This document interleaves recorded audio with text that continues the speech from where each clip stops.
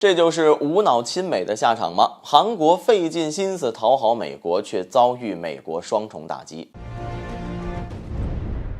大家好，欢迎来到振宇在线。日前，韩国的总统尹锡悦开始了长达7天的访美行程。值得一提的是，距离上次韩国总统对美国展开国事访问呢，已经过去了12年的时间。所以，对于这一次访问，韩国方面非常重视。为了能给美国留下好印象，尹锡悦在访美之前呢，可谓是下足了功夫。他不仅为了能在美国国会演讲时全程使用英文，每晚苦练英文，讲稿到深夜，甚至呢还不惜同时得罪中俄2个大国，肆无忌惮地发表了涉台以及军援乌克兰等言论。从这一系列的事件当中就可以看出，尹锡悦呢已经彻底地沦为了亲美政府了。但尽管韩国如何费尽心思讨好美国，连尊严和国格都可以不要，也不能换来美国的真心相待。因为美国眼下面临着金融和经济等多重的危机，而收割盟友小弟则是当前美国回血续命最快、最便捷、最可靠的手段。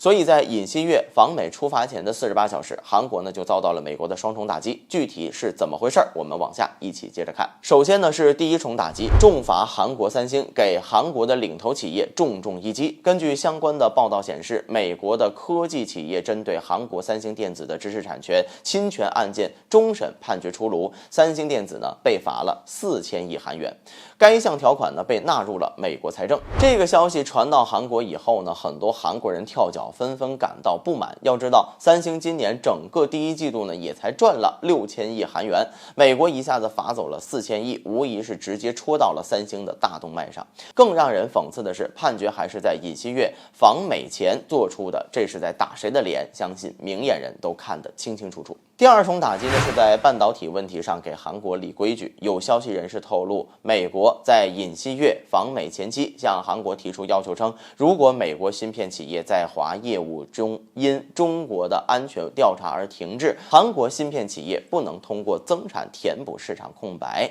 这样呢才能够维护美韩利益与半导体的地位。虽然美国方面提出这样的要求是为了给美国企业重返中国市场留下空间，但是此举无疑会让带着庞大商业团队访美的尹锡悦十分尴尬，这也是对其访美之旅的巨大讽刺。不过呢，这也怨不得任何人，因为这就是一个没有独立自主外交国家的下场啊。